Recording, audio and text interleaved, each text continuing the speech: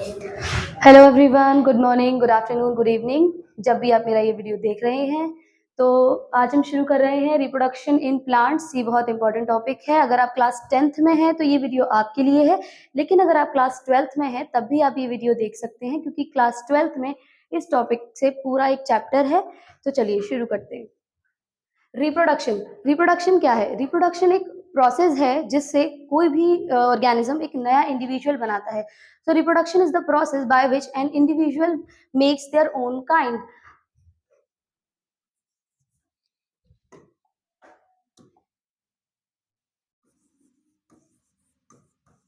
Reproduction एक process है जिसमें एक ऑर्गेनिज्म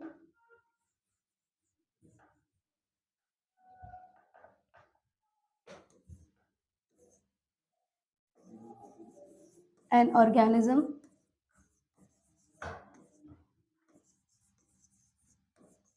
मेक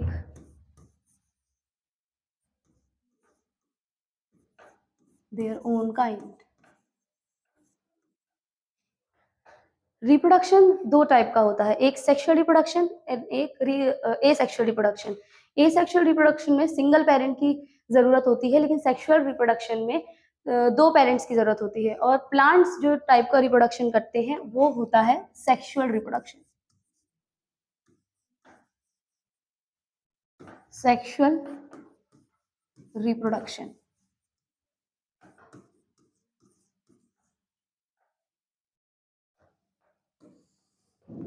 इसमें दो पेरेंट इन्वॉल्व होते हैं। Two parents are involve are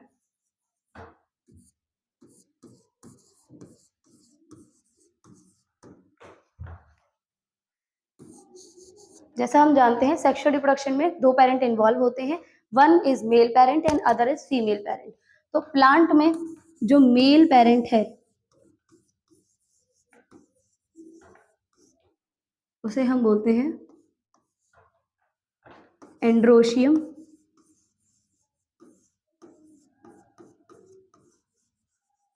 androecium की यूनिट को हम बोलते हैं stamen. And female parent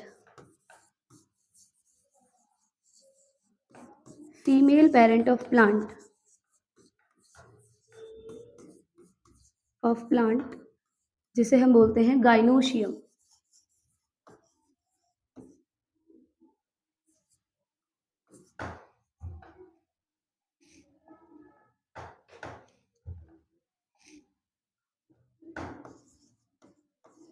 gynoecium की यूनिट को हम कहते हैं पिस्टिल।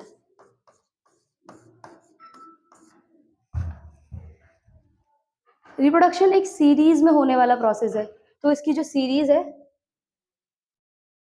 उसे देखते हैं। Series of reproduction.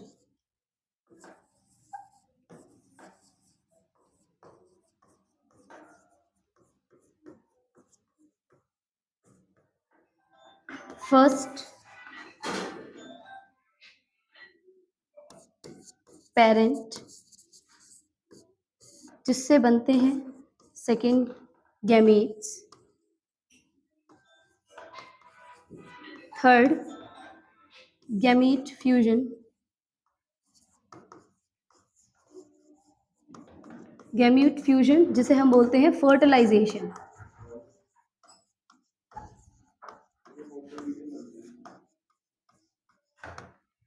फर्टिलाइजेशन एक प्रोसेस है जिसमें गैमीट्स फ्यूज करते हैं। अब गैमीट्स क्या होते हैं वो हम आगे देखेंगे। फर्टिलाइजेशन के बाद जाइगोट बनता है, एंड जाइगोट के बाद न्यू ऑर्गेनिज्म।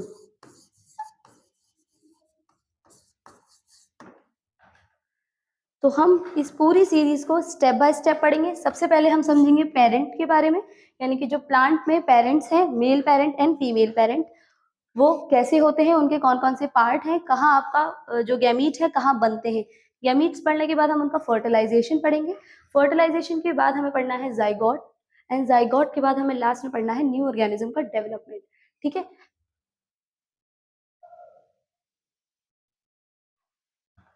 तो सबसे पहले हम पढ़ेंगे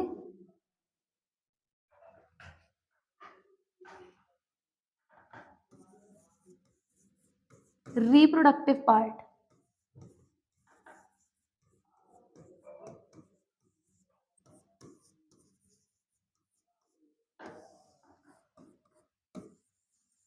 mail reproductive part and female reproductive part. क्योंकि सेक्सुअल रिप्रोडक्शन है तो दो पेरेंट होंगे तो one is male and then other is female. ठीक है। मेल रिप्रोडक्टिव पार्ट जो रिप्रोडक्शन होता है फ्लावर के अंदर, फ्लावर के कितने पार्ट्स होते हैं? Root, stem, leaf and flower. तो रूट्स का काम है वाटर को एब्जॉर्ब करना सॉइल से, स्टेम का काम होता है वाटर को कंडक्ट कराना, लीफ का काम होता है फोटोसिंथेसिस कराना यानी कि प्लांट के लिए फूड का सिंथेसिस कराना, एंड लास्ट में फ्लावर। फ्लावर का क्या काम है प्लांट के अंदर? फ्लावर ही प्लांट का वो पार्ट है जिसके अंदर रिप्रोडक्शन होता है। तो लेट्स ड्रॉ फ्लावर।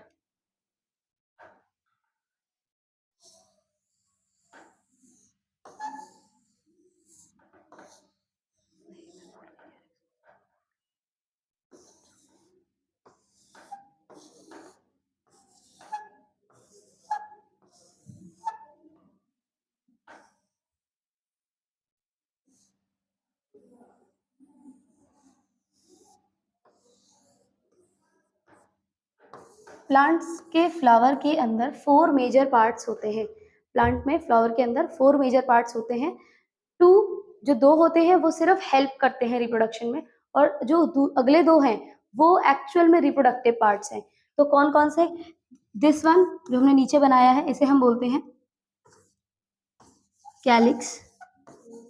कैलिक्स होता है ग्रीन कलर का पार्ट प्लांट का। अगर आप कोई भी फ्लावर देखते हो तो उस फ्लावर के बाहर जो ग्रीन कलर की लीव्स होती हैं, जैसे अगर आप रोज देख रहे हो तो जो रोज के चारों तरफ ग्रीन कलर की लीव्स होती हैं उसे हम बोलते हैं कैलिक्स। और कैलिक्स का मेन फंक्शन होता है प्लांट को प्रोटेक्शन प्रोवाइड करना जब प्लांट बड़ स्टेज में है, यानी कि जब हमारा फ्लावर कली था उस स्टेज में उसको प्रोटेक्शन प्रोवाइड करना। ठीक है। नेक्स्ट है हमारा ये जो हम कलरफुल लीव्स देखते हैं, कलरफुल पेटल्स देखते हैं जो हम फ्लावर के अंदर, जैसे कि येलो होती है, व्हाइट होती है, ग्रीन, पिंक, रेड, ये सारे कलर्स की हम फ्लावर की पेटल्स देखते हैं, वो होती है कोरोला।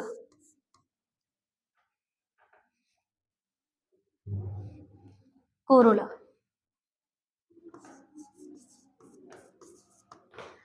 कोरोला होता है कलरफुल। अब ये कलरफुल क्यों है? व्हाइट इज कलरफुल ताकि ये इंसेक्ट्स को अट्रैक्ट कर सके। कोरोला कलरफुल क्यों होता है? ताकि ये इंसेक्ट को अट्रैक्ट कर सके अपनी तरफ। अब फ्लावर को इंसेक्ट को अपनी तरफ अट्रैक्ट क्यों कराना है, ये क्वेश्चन है। इसका आंसर आप कमेंट बॉक्स में लिखेंगे अगर आपको पता है तो, नहीं तो वीडियो के लास्ट में मैं ये आपको बताऊंगी। ठीक है।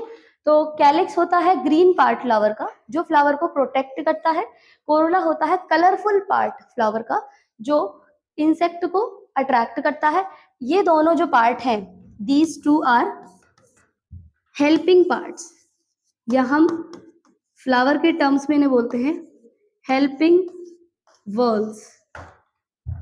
4 वर्ल्स होते हैं फ्लावर में, इन जिनमें से ये दोनों हेल्पिंग वर्ल्ड कहलाते हैं क्योंकि इनका रिप्रोडक्शन में कोई मेन कंट्रीब्यूशन नहीं है, ये सिर्फ हेल्प करते हैं एक फ्लावर को। ठीक है। नेक्स्ट आता है ये पार्ट जिसे हम बोलते हैं स्टेमेन, जिसे मैं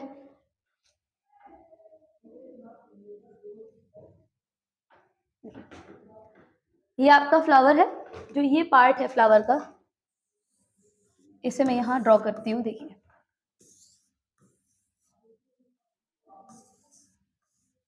ये जो पूरा पार्ट है ये कहलाता है स्टेमेन। ये है आपका फ्लावर का मेल रिप्रोडक्टिव पार्ट।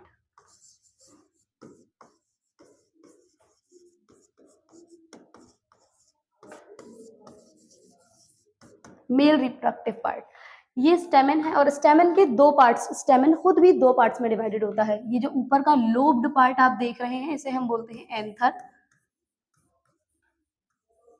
और ये जो स्टॉक जैसा स्ट्रक्चर आप देख रहे हैं इसे हम बोलते हैं फिलामेंट। एंथर और फिलामेंट को कॉमनली मिलाकर हम बोलते हैं स्टेमन या mail reproductive part of the flower. ठीक है, अब जो एंथर है हमने पढ़ा कि हम जब पार्ट पढ़ेंगे उसके अंदर ही गैमीट्स बनते हैं। जब हम रिप्रोडक्टिव पार्ट पढ़ेंगे रिप्रोडक्टिव पार्ट्स के अंदर ही गैमीट्स बनते हैं। तो अब स्टेमन के अंदर कौन सा पार्ट है, फिलामेंट या एंथर? इन दोनों में से गैमीट कौन बनाता है? इन दोनों में से गैमीट बनते हैं एंथर के अंदर। एंथर का काम होता है गैमीट फॉर्मेशन।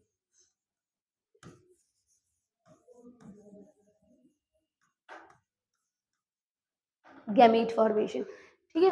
नेक्स्ट हम पढ़ते हैं female reproductive part. Female reproductive part का structure. Female reproductive part 3 parts में डिवाइड होता है। जैसे मेल रिप्रोडक्टिव पार्ट 2 पार्ट्स में डिवाइडेड था, ये 3 पार्ट्स में डिवाइडेड होता है। ये जो सबसे ऊपर वाला पार्ट है ये होता है स्टिग्मा। स्टिग्मा का नेचर होता है स्टिकी। स्टिग्मा बहुत ज्यादा स्टिकी नेचर का होता है, चिपचिपा होता है। सिग्मा बहुत स्टिकी होता है। सिग्मा सबसे ऊपर वाला पार्ट है, ठीक है, और ये बहुत चिपचिपा स्टिकी होता है। नेक्स्ट है आपका स्टाइल एंड लास्ट ओवरी। ये बहुत इंपॉर्टेंट है, एग्जाम में इसका डायग्राम आता है। उसके ओवरी के अंदर प्रेजेंट होता है आपका ओव्यूल।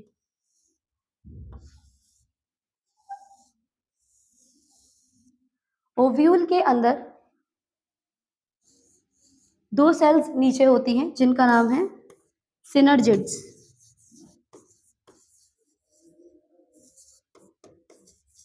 सिनर्जिड्स के ऊपर एक सेल होती है जिसे हम बोलते हैं एग सेल। एग सेल ही है फीमेल गैमीट। एग सेल के ऊपर 2 न्यूक्लियस प्रेजेंट होते हैं जिन्हें हम बोलते हैं पोलर न्यूक्लियाई।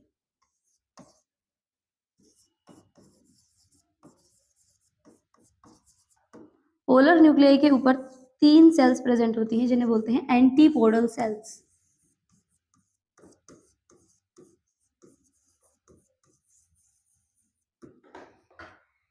ये आपका फीमेल रिप्रोडक्टिव पार्ट का डायग्राम है इन फ्लावर। जो सबसे ऊपर वाला पार्ट स्टिग्मा, जो स्टिकी नेचर का होता है। स्टाइल, जो कि इलोंगेटेड ट्यूब जैसी है। एंड लास्ट में ये जो बल्ज्ड पार्ट है इसे बोलते हैं ओवरी। ओवरी के अंदर प्रेजेंट होता है आपका ओव्यूल। ओव्यूल के अंदर कुछ सेल्स प्रेजेंट होती हैं। जो नीचे की 2 सेल्स हैं उन्हें हम बोलते हैं सिनर्जिड्स। सिनर्जिड्स के बिल्कुल ऊपर एक सेल प्रेजेंट होती है जो कि हमारी मेन सेल है, जिसे हम बोल रहे हैं फीमेल गैमीट। उसके ऊपर 2 न्यूक्लियस प्रेजेंट होते हैं जिसे बोलते हैं पोलर न्यूक्लियाई, और सबसे ऊपर 3 सेल्स प्रेजेंट होती हैं जिन्हें बोलते हैं एंटीपोडल सेल्स। ये फीमेल रिप्रोडक्टिव पार्ट है। अब जैसे सीरीज में हमने देखा था कि हमने सबसे पहले पेरेंट को पढ़ना है, तो पेरेंट हमने पढ़ लिए हैं। पेरेंट कौन कौन से हैं? एक ये स्टेमन जिसमें 2 पार्ट्स हैं, दूसरा जिसे हम बोलते हैं पिस्टिल, और पिस्टिल में 3 पार्ट्स हैं, और उसको डिटेल में भी हमने देखा। अब हमें पढ़ना है गैमीट्स। फीमेल गैमीट तो आप ऑलरेडी देख चुके हैं। फीमेल पार्ट के अंदर ये जो एग सेल हमने पढ़ा है यही होता है फीमेल गैमीट।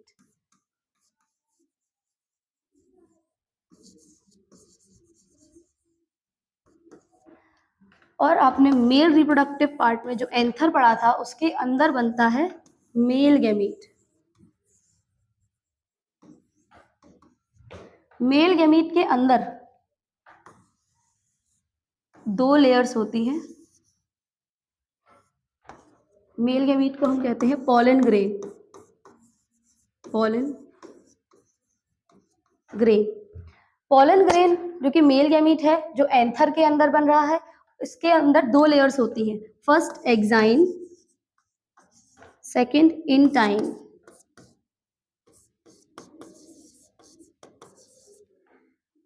ये इसका साइटोप्लाज्म है। इसके साइटोप्लाज्म को डिवाइड किया गया है 2 पार्ट्स में। पॉलन ग्रेन के अंदर 2 मेल गैमीट्स प्रेजेंट होते हैं जो एक्चुअल फर्टिलाइजेशन कराते हैं, ठीक है। अब पॉलन ग्रेन को हम मेल गैमीट बोलेंगे या इनके अंदर ये जो 2 सेल्स हैं इन्हें मेल गैमीट बोलेंगे? पॉलन ग्रेन होता है मेल गैमीट के घर के जैसा, कि मेल गैमीट्स पॉलन ग्रेन के अंदर रहते हैं। ठीक है। और रियल में जो फर्टिलाइजेशन करा रहे हैं जिन्हें हम मेल गैमीट्स बोलते हैं वो ये है। और ये कितने होते हैं? एक पॉलन ग्रेन के अंदर 2 मेल गैमीट्स प्रेजेंट होते हैं।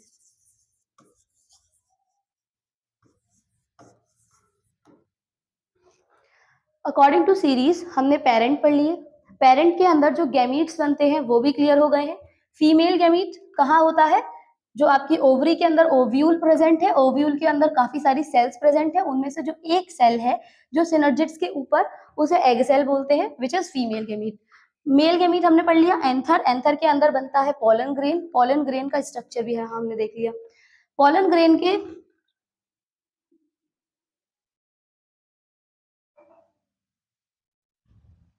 पॉलन ग्रेन में एक जगह से एग्जाइम नहीं होती है। और ये क्यों नहीं होती है ये हम लास्ट में देखेंगे। एग्जाइन नहीं होती है, यहाँ एग्जाइन नहीं प्रेजेंट है। पूरे पॉलन ग्रेन में एग्जाइन होती है लेकिन यहाँ नहीं होती। और एग्जाइन बनी हुई होती है स्पोरोपोलिनिन की।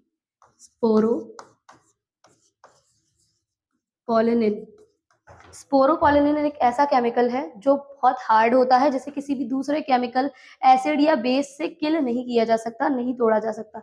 तो पॉलन ग्रेन की आउटर लेयर हम बोलते हैं एग्जाइन, जो बनी होती है स्पोरोपोलिनिन की। इनर लेयर होती है इंटाइन, और अंदर होते हैं 2 मेल गैमीट्स। ठीक है। पॉलन ग्रेन का जो स्ट्रक्चर होता है जब माइक्रोस्कोप में देखा जाता है तो जो एग्जाइन होती है वो डिफरेंट डिफरेंट डिजाइन्स बनाती है। तो पॉलन ग्रेन का जो आउटर लेयर है वो डिजाइन बनाती है, इसीलिए जब हम पॉलन ग्रेन को माइक्रोस्कोप में देखते हैं तो पॉलन ग्रेन बहुत अट्रैक्टिव दिखाई देते हैं, बहुत सुंदर दिखाई देते हैं। ठीक है। तो ये हमारे गैमीट्स कंप्लीट हो गए।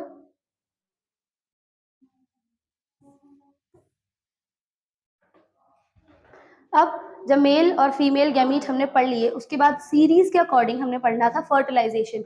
लेकिन प्लांट्स में फर्टिलाइजेशन का मतलब हमने क्या पढ़ा था? फर्टिलाइजेशन का हमने मतलब पढ़ा था कि गैमीट्स का फ्यूजन ऑफ गैमीट्स होता है फर्टिलाइजेशन।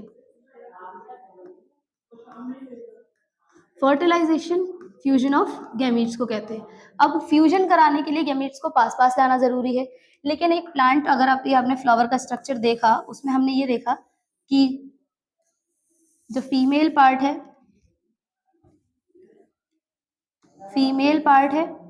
और जो मेल पार्ट है वो दोनों ही दूर दूर प्रेजेंट है। आपका जो गैमीट बन रहा है, मेल गैमीट, वो यहाँ बन रहा है और फीमेल गैमीट यहाँ प्रेजेंट है। तो इतनी दूर से इसको यहाँ लेकर आना पड़ेगा, उसके बाद ही हम फर्टिलाइजेशन या फ्यूजन करा सकते हैं। कोई 2 चीजों का फ्यूजन कराने के लिए उन्हें पास पास लाना जरूरी है। ठीक है। तो वो प्रोसेस जिससे एंथर से निकलकर आपका पॉलन ग्रेन एंथर से निकलकर जब फीमेल पार्ट में एंट्री लेता है, स्टिग्मा तक आके रुकता है, उस प्रोसेस को हम बोलते हैं पॉलिनेशन। तो हमारा नेक्स्ट टॉपिक है पॉलिनेशन। पॉलिनेशन की डेफिनेशन क्या हो जाएगी? Transfer of pollen grain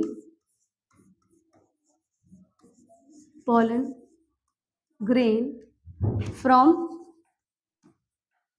anther to stigma। Transfer of pollen grain from anther to stigma, जिसे हम बोलते हैं पॉलिनेशन। पॉलिनेशन 2 टाइप में होता है। अब प्लांट्स की जो फ्लावर हैं वो खुद में 2 टाइप के हैं। एक वो प्लांट्स होते हैं जिनमें male and female reproductive part एक ही फ्लावर में प्रेजेंट हो।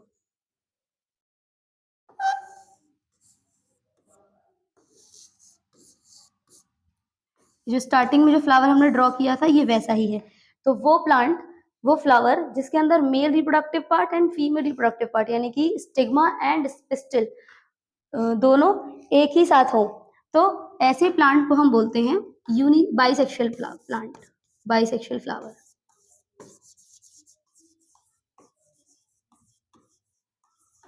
लेकिन कुछ फ्लावर ऐसे होते हैं जिसमें या तो सिर्फ फीमेल रिप्रोडक्टिव पार्ट प्रेजेंट होगा या मेल रिप्रोडक्टिव पार्ट प्रेजेंट होंगे। तो ऐसे प्लांट जिनमें एक ही कोई, दोनों में से कोई एक पार्ट प्रेजेंट हो, या तो फीमेल रिप्रोडक्टिव पार्ट प्रेजेंट हो या मेल रिप्रोडक्टिव पार्ट, तो ऐसे प्लांट्स, ऐसे फ्लावर कहलाते हैं यूनिसेक्सुअल फ्लावर।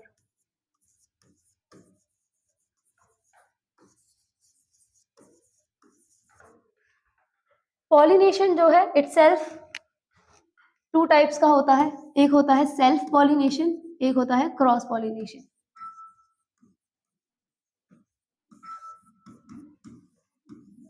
सेल्फ पॉलिनेशन और क्रॉस पॉलिनेशन।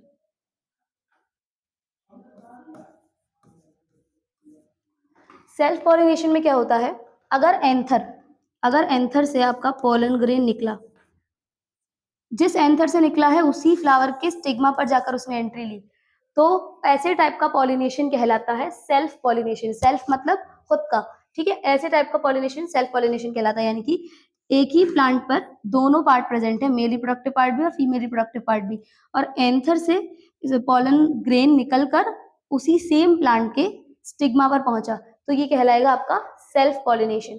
ठीक है, अब सेल्फ पॉलिनेशन सिर्फ बाइसेक्सुअल फ्लावर में होना चाहिए या यूनिसेक्सुअल में, तो हम बताएंगे कि पॉलिनेशन सिर्फ बाइसेक्सुअल फ्लावर में होता है, क्योंकि यहाँ पर तो अगर हम देखें या मेल पार्ट मिसिंग है तो सेल्फ पॉलिनेशन नहीं हो सकता, या फीमेल पार्ट मिसिंग है तो सेल्फ पॉलिनेशन नहीं हो सकता। क्रॉस पॉलिनेशन क्या होता है, बिल्कुल इसका अपोजिट।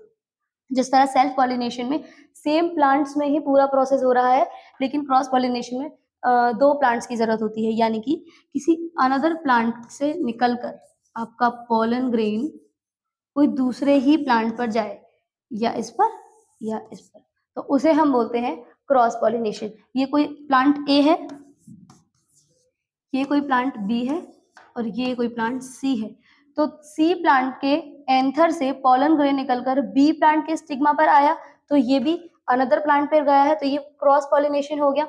और सी प्लांट से पोलन ग्रेन निकलकर ए प्लांट के स्टिग्मा पर आया, तब भी ये क्या कहलाएगा, cross pollination. Cross pollination bisexual में भी हो सकता है और यूनिसेक्सुअल में भी हो सकता है। ठीक है, cross pollination occurs in both unisexual flower and bisexual flower,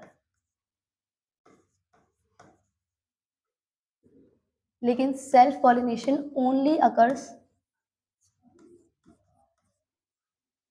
in bisexual flower. ये था आपका पॉलिनेशन, यानी कि आपके मेल और फीमेल गैमीट्स का मिलने के लिए इनका पास पास आना। ठीक है, नेक्स्ट, अब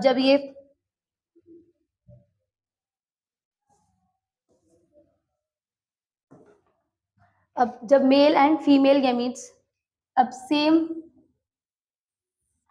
फ्लावर पर आ चुके हैं, यानी कि फीमेल पार्ट तक पहुंच चुका है आपका मेल गैमीट। अभी हमने पढ़ा कि एंथर से पोलन ग्रेन निकला,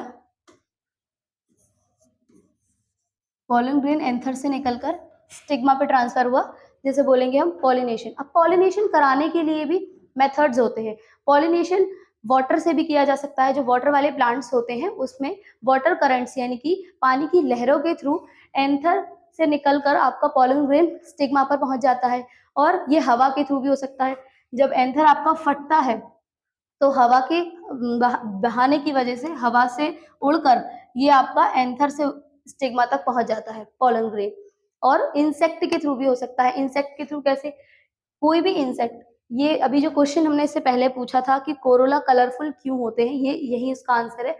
कोरोला को कलरफुल बनाया गया था इंसेक्ट को अट्रैक्ट करने के लिए। और अट्रैक्ट करना क्यों था, ताकि जब किसी फ्लावर पर कोई इंसेक्ट आके बैठे तो उसके ऊपर जो हमारे पोलन ग्रेन है वो चिपक जाए, वो लग जाए, और जब वो इंसेक्ट, वही सेम इंसेक्ट किसी अनदर फ्लावर पे जाकर बैठेगा तो वो हमारे पोलन ग्रेन को ट्रांसफर कर देगा फीमेल रिप्रोडक्टिव पार्ट तक। क्लियर? तो जो पॉलिनेशन का प्रोसेस है वो एजेंट्स के थ्रू होता है। वो एजेंट्स बायोटिक भी हो सकते हैं और एबायोटिक भी हो सकते हैं। बायोटिक एजेंट्स में इंसेक्ट आते हैं और एबायोटिक एजेंट में वाटर एंड एयर। क्लियर? अब जब पॉलिनेशन हो चुका है, हमारा जो पोलन ग्रेन है वो स्टिग्मा तक आ चुका है। अब मैंने बताया था कि एक जगह पर से एक्साइन नहीं होती है, यहाँ एक्साइन नहीं है, तो ये क्यों नहीं होती है, क्योंकि जब पोलन ग्रेन आकर स्टिग्मा तक बैठता है उस टाइम पोलन ट्यूब निकलती है इधर से, पोलन ट्यूब। ये पॉलन ट्यूब को अंदर से निकलना है। अब मैंने बताया था कि एग्जाइन बना होता है स्पोरोपोलिनिन का, और स्पोरोपोलिनिन बहुत टफ और हार्ड मटेरियल है जो किसी भी चीज से नहीं टूट सकता, ना किसी एसिड से, ना किसी केमिकल से। तो इसे तोड़ने के लिए पॉलन ग्रेन को निकलने में बहुत प्रॉब्लम होती अगर इस जगह पर एग्जाइन प्रेजेंट होती। इसीलिए पॉलन ग्रेन में बीच बीच में से कहीं कहीं से पॉलन ग्रेन पर एग्जाइन की लेयर यानी कि स्पोरोपोलिनिन की लेयर एब्सेंट होती है, नहीं होती है, ताकि उस जगह से फर्टिलाइजेशन के टाइम पर आपकी पॉलन ट्यूब निकल सके। ठीक है, पॉलिनेशन हम पढ़ चुके हैं और अब हम पढ़ रहे हैं फर्टिलाइजेशन।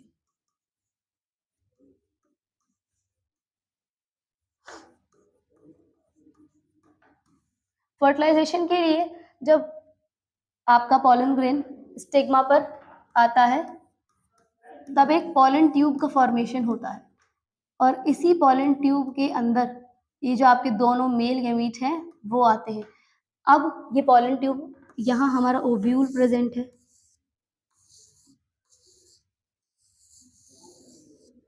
यहाँ ऊपर 3 एंटीपोडल सेल्स प्रेजेंट है, ये 2 पोलर न्यूक्लियाई प्रेजेंट है, नीचे 2 सिनर्जिड्स एंड ये ऊपर एग सेल, यही हमने देखा था।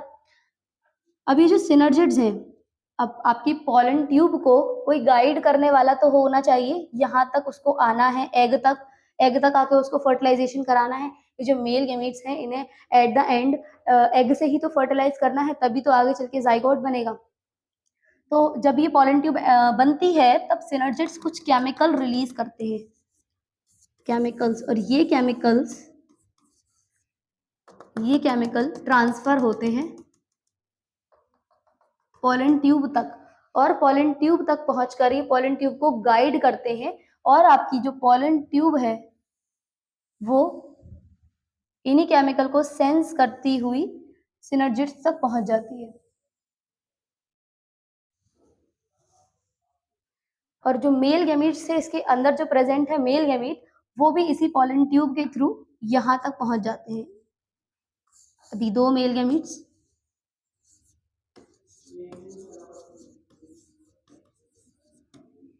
यहाँ पहुंच चुके हैं 2 मेल गैमीट्स। फिर ये दोनों मेल गैमीट्स अंदर एंट्री लेते हैं, और एक मेल गैमीट, 2 में से एक मेल गैमीट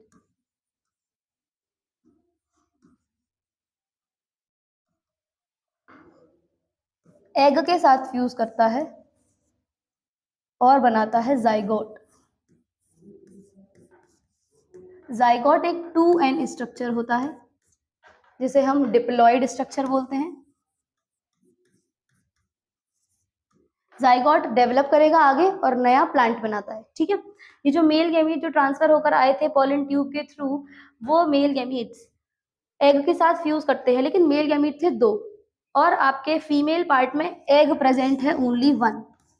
फिर एक मेल गैमीट का क्या होगा, जो दूसरा मेल गैमीट है, 1 मेल गैमीट ने फ्यूज किया एग के साथ और जाइगोट बनाया, जो अनदर 1 मेल गैमीट है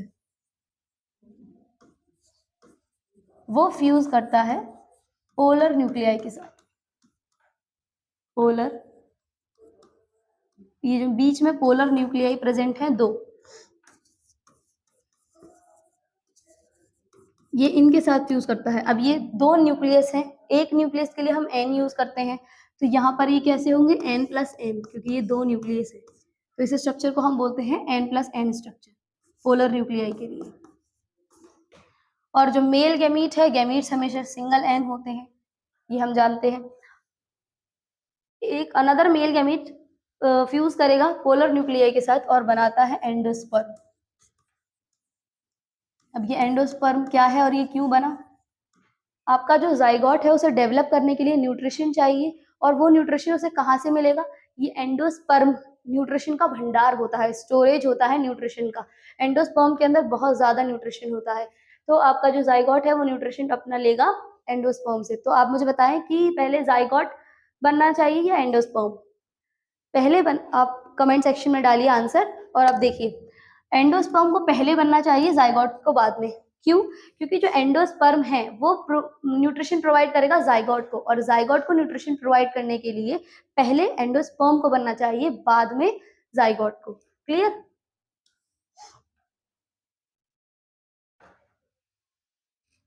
ठीक है, बंद कर दो।